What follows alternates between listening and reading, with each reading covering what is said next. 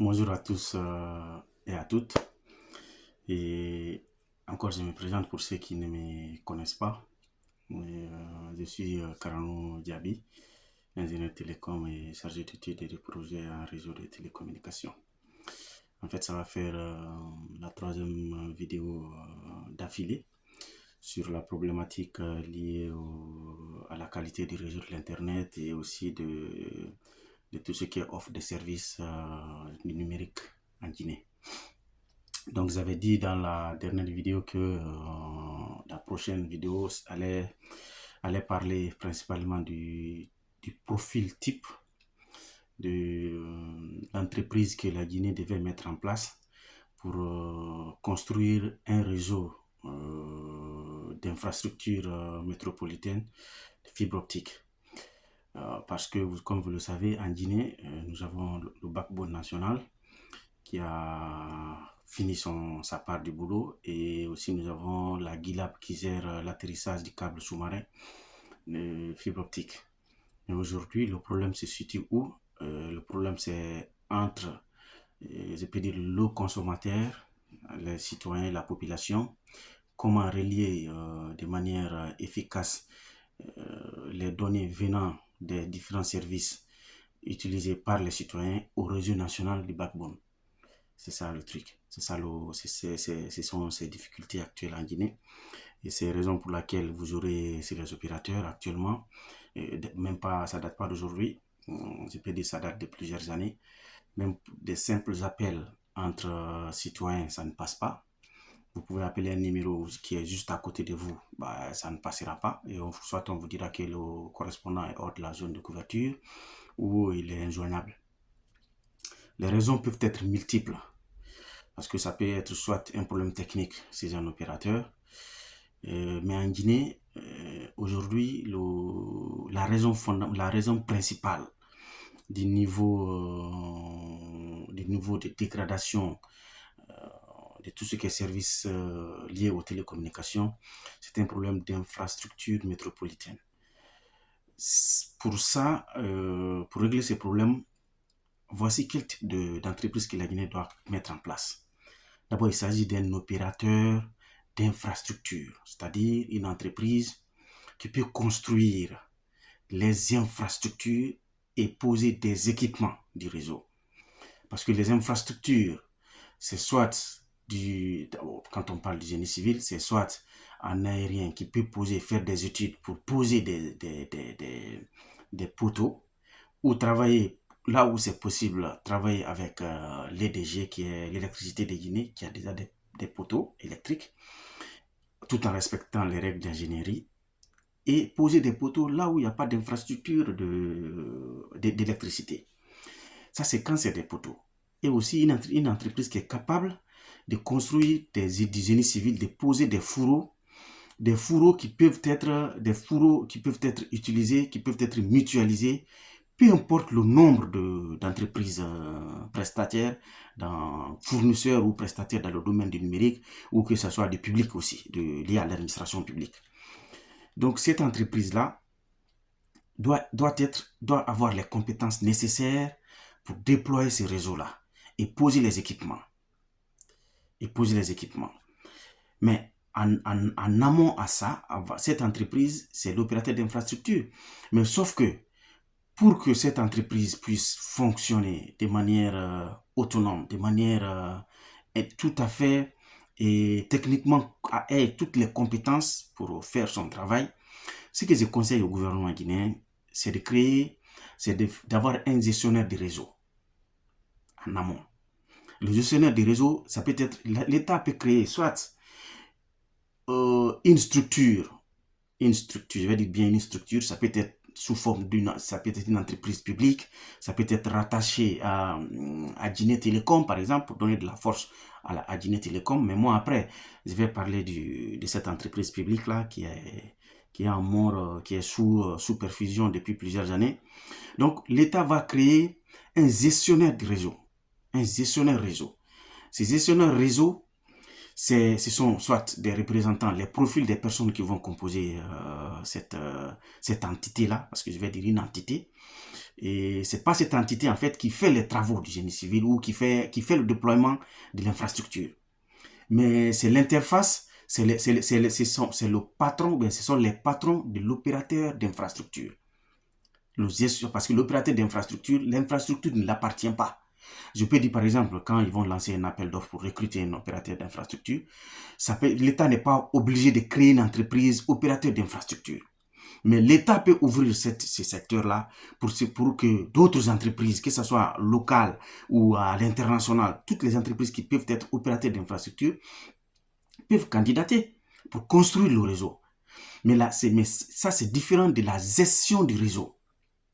C'est au niveau de la gestion du réseau de l'infrastructure que l'État va avoir une entité qui va gérer cette fois-ci la construction ou bien l'exploitation de l'infrastructure métropolitaine.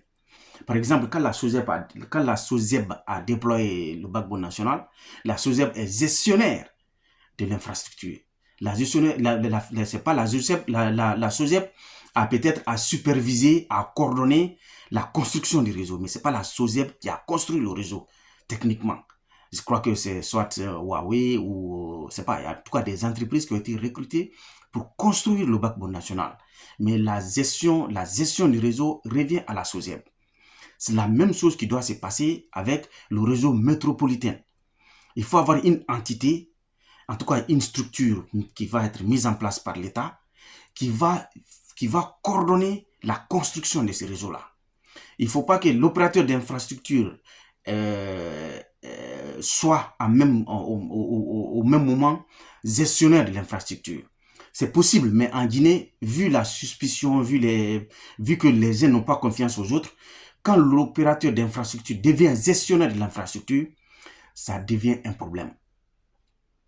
Je donne un exemple, la ZEFO aujourd'hui a ces problèmes parce que la ZEFO qui est opérateur d'infrastructure est aussi gestionnaire de l'infrastructure. C'est ce qui fait que beaucoup d'entreprises, peut-être à tort ou à raison, pensent que la ZEFO ne donne pas l'accès équitable à l'infrastructure qu'elle construit.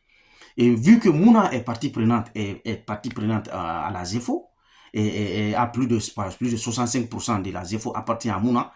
Donc, les autres opérateurs pensent que Mouna joue sur ces points-là pour bloquer les autres fournisseurs à accéder à l'infrastructure. Donc, il faut que l'État mette en place une entité qui va être gestionnaire du réseau métropolitain. Et ensuite, cette entité va recruter un opérateur d'infrastructure qui va construire et qui va s'occuper de la maintenance du réseau. Parce que le réseau, c'est quoi? On va déployer. Après le déploiement du réseau, il y a la maintenance du réseau ou la vie du réseau. Il va avoir la maintenance, la densification, ou en tout cas l'expansion du réseau. Parce qu'on peut déployer sur la base d'une étude. Et ensuite, il faut chaque fois, vu que les villes grandissent, les quartiers, ça construit, donc il va avoir tout le temps de l'extension du réseau. En même temps, il va avoir la maintenance en cas de panne, des fourreaux cassés ou des équipements qui sont hors service. Il faut les... Donc, mais ça va revenir cette fois-ci à l'opérateur qui va avoir la compétence technique pour gérer tout ce qui est technique, tout ce qui est maintenance du réseau. Mais l'accès au réseau va être géré par le gestionnaire du réseau. Donc, ça va faire deux entités différentes. L'opérateur réseau peut être n'importe quel opérateur. On peut privilégier les entreprises guinéennes, mais si elles n'ont pas franchement la compétence, si elles n'ont pas la compétence nécessaire, on peut ouvrir la construction du réseau à d'autres entreprises publiques, ou pas publiques, franchement, à d'autres entreprises au niveau international. Mais la gestion va revenir à une entité indépendante de l'opérateur et qui n'aura pas de partie prise. La composition de cette entité-là, il ne doit avoir aucune affinité avec un opérateur, fournisseur ou un opérateur téléphonique ou un fournisseur d'accès. En France, ici, Orange arrive à gérer ça parce que ici, il y a des règles qui sont définies qui font que même si Orange est opérateur d'infrastructure par endroit et en même temps gestionnaire, Orange n'a pas droit à faire une concurrence déloyale. à une concurrence déloyale. Maintenant, la composition de cette, la gestion maintenant pour la construction de cette infrastructure, son financement, ça va être autre chose. Comment financer la construction de ces réseaux-là? Parce que s'il faut construire et gérer un réseau de manière impartiale, il faut que l'État investisse. Donc, comme l'État guinéen a fait pour le backbone national, si l'État guinéen veut avoir une stabilité au niveau de la gestion du réseau métropolitain aussi, il faut que l'État investisse dans la construction de ces réseaux-là. Sinon, les 200 et quelques millions de dollars qui ont été investis dans le backbone national, c'est un gâchis. Parce que c'est comme si on avait jeté de l'argent par la fenêtre. Aujourd'hui, le backbone national est construit, mais c'est pas utilisé, c'est sous-exploité. C'est sous-exploité. Et chaque jour que Dieu fait, le nombre normalement d'utilisateurs augmente, le nombre de services augmente. Aujourd'hui, on parle de digitalisation de l'administration publique, on parle de l'accès universel au numérique.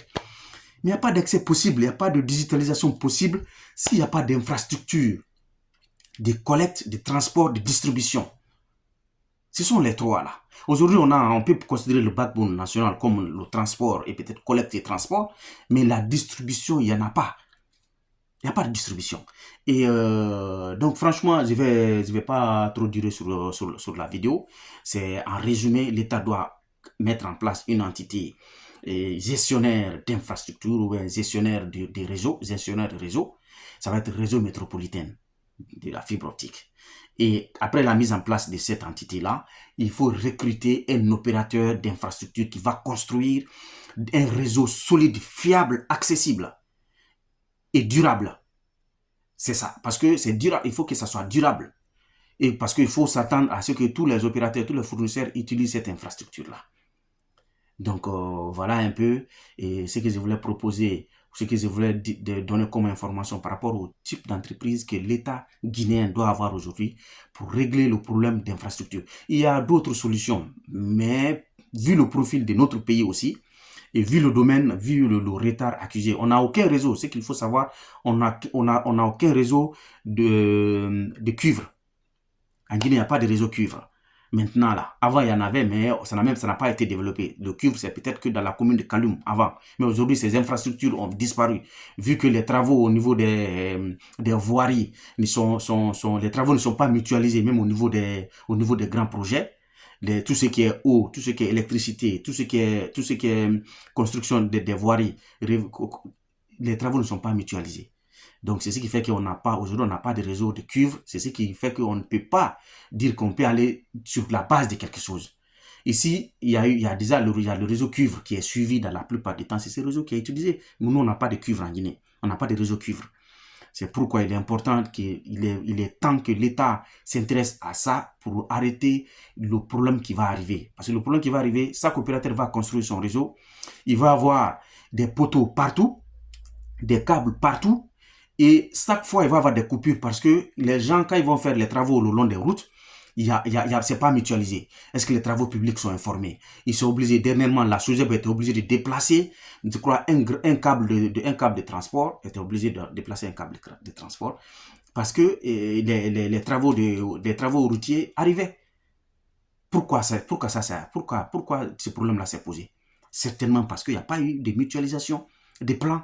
Si la SOGEB doit déployer le long des routes, il faut que la SOGEB s'assure que dans les années à venir, il n'y a pas de travaux prévus par les travaux publics ou le fonds d'entretien routier ou de je ne sais pas qui pour éviter de poser les câbles et encore les déplacer.